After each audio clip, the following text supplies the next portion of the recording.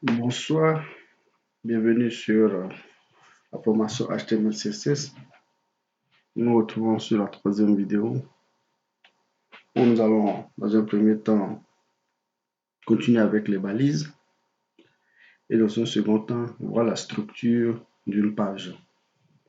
Et bien sans plus tarder, nous allons réouvrir notre fameux fichier. Voilà. Je crois que le résultat donnait ça. Bon, vu que nous étions en train d'étudier les balises, cela n'a rien à voir avec une page web. C'est juste une illustration des balises qu'on utilise dans le langage HTML. Pour la suite, nous allons voir une balise très indispensable, la balise IMG, qui est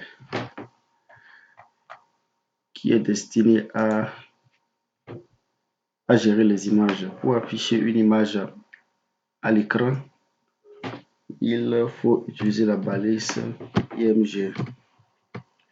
Notez que la balise IMG n'a pas de balise de fermeture. Elle fait partie de ces champs de balises qui n'ont pas de balise de fermeture. Donc, elle s'écrit comme ça.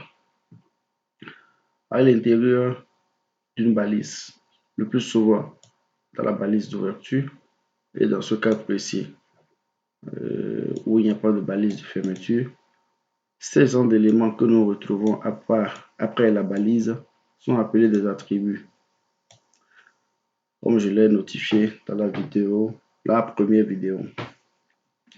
Donc, l'attribut SRC permet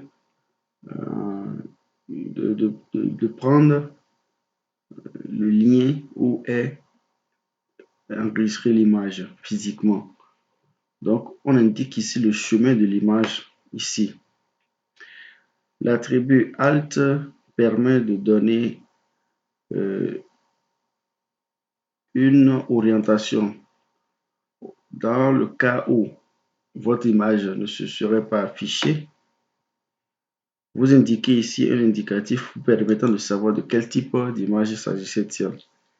Si par exemple je voulais afficher un logo et par mégarde j'ai mal mis le lien de mon logo, ici en écrivant le mot logo, en actualisant, nous constatons que ici on m'écrit logo. Genre pour me dire c'est quelle image qui n'a pas été chargée. Et là tout de suite je sais que c'est le logo que je voulais charger là. Bon bref, c'est juste beaucoup ne l'utilisent pas, mais c'est très important. Donc sans plus tarder, nous allons tout de suite là sur Google essayer de retrouver, de télécharger une image pharaon. Bon, disons voiture.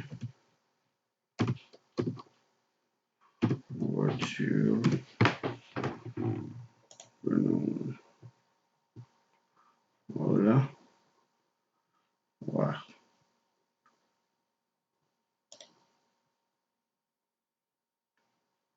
Dans cette Renault, nous allons télécharger.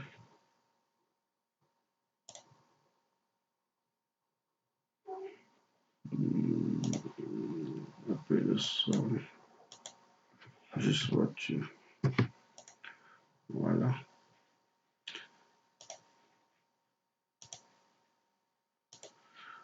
Nous allons déplacer notre image téléchargée dans notre dossier. Voilà.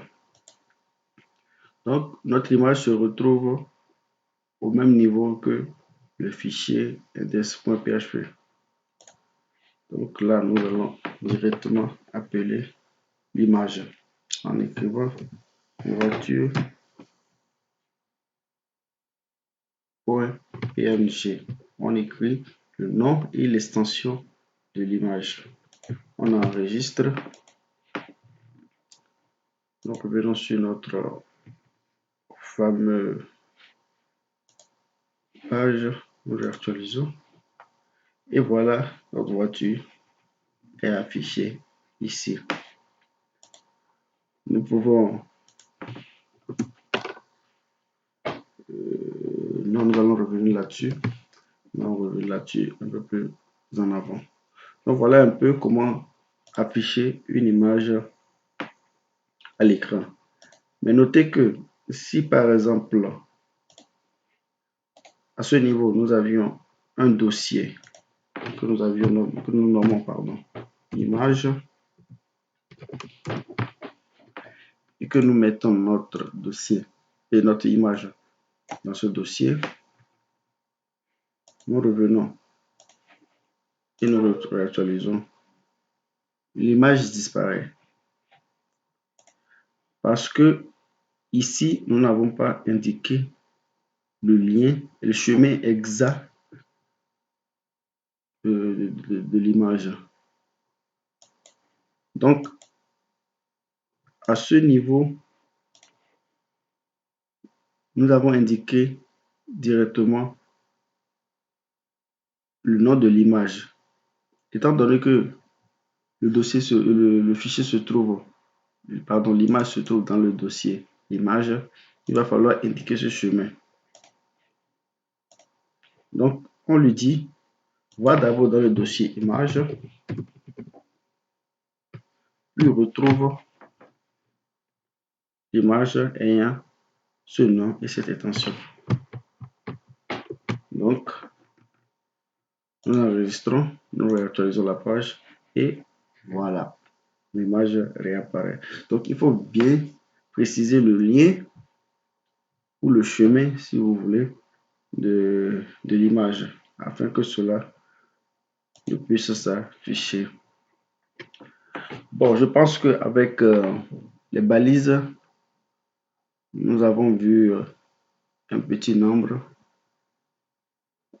et nous allons continuer par la suite à le découvrir dans le processus de la formation. Nous allons maintenant nous attarder à la structure d'une page. Quand nous prenons n'importe quelle page web, elle est répartie en 3 parties. La tête de page, le corps de page et le pied de page.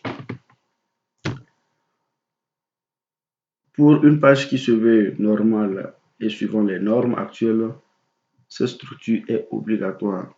Donc, quand vous prenez n'importe quelle page web, il y a le pied de la tête de page, le pied et le corps de page et le pied de page.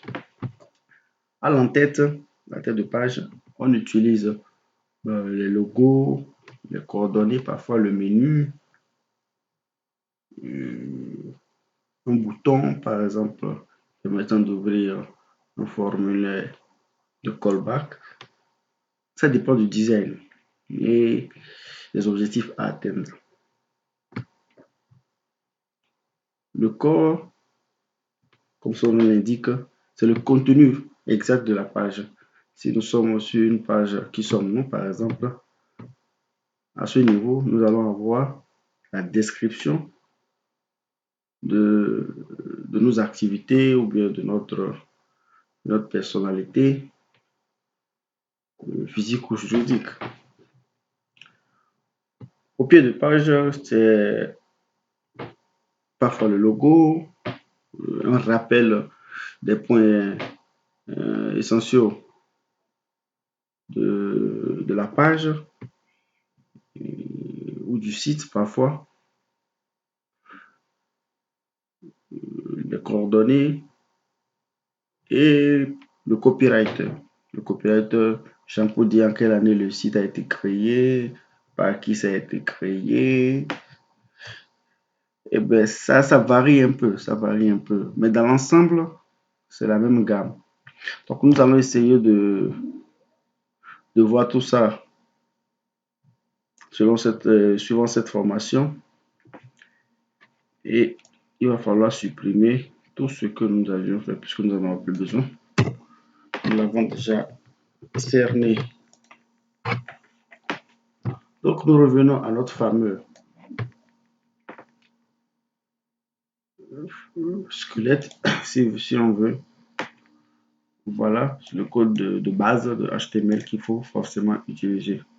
Notez que si vous êtes en France, vous mettez FR, genre pour indiquer la langue française, en anglais, voilà, ou RU si vous êtes en Russie, et ainsi de suite.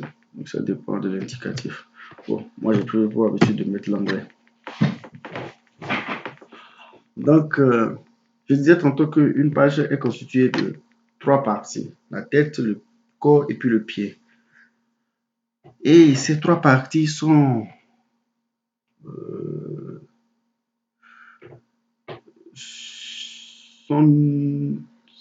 notifiées par des balises très spécifiques selon les normes actuelles. Nous avons la balise header. Nous avons la balise header.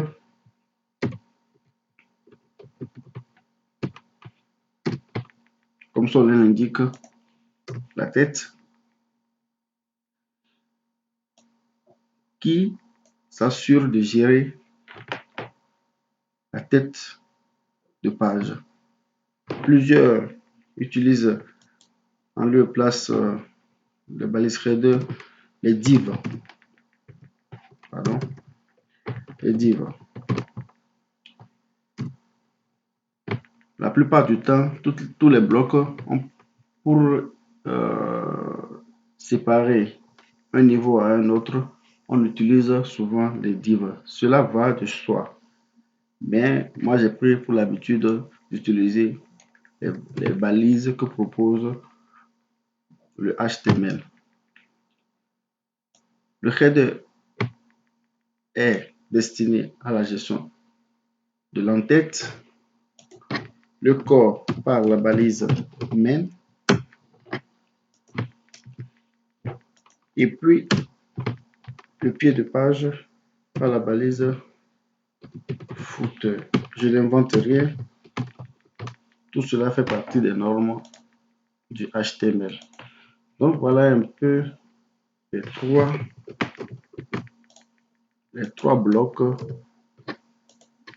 dont on a besoin pour créer les 3 parties d'une page.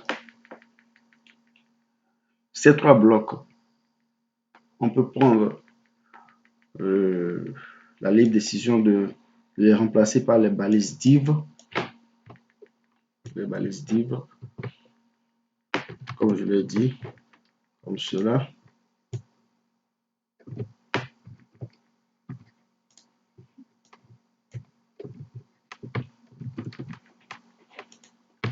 Voilà. Donc, ce sont aussi des balises qui permettent de créer des blocs. Mais c'est à nous de savoir que cette première balise, c'est l'entête. Cette balise, c'est le corps. Et cette balise, c'est le pied de page. Bon, c'est souvent pas trop joli à mes yeux. Donc, c'est pour ça que j'utilise les normes HTML. Voilà. Donc, voilà un peu ces 3 balises. Comme nous enregistrons et nous revenons sur notre moteur de recherche, nous réactualisons. C'est vide puisque nos balises ici sont vides. Donc, dans la vidéo suivante, nous allons voir comment est-ce que il faut les faire afficher à l'écran en leur mettant du contenu ou soit en utilisant du CSS. Et oui, à la vidéo suivante, nous commençons l'utilisation du CSS. Merci, à très bientôt.